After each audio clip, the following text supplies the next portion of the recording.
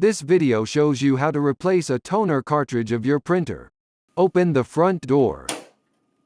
Remove the used toner cartridge.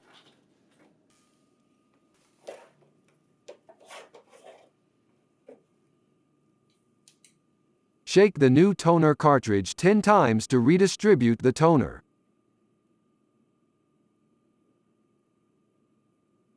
Insert the new cartridge.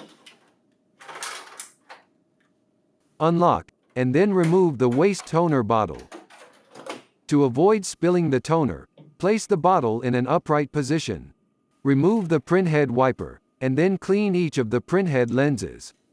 Clean the printhead lenses regularly to avoid print quality issues.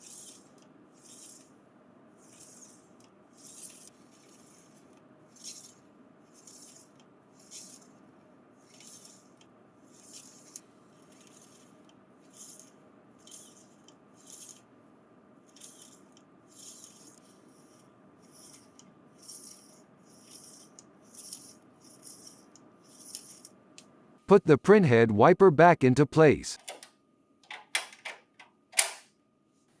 Insert the waste toner bottle and then lock it in place.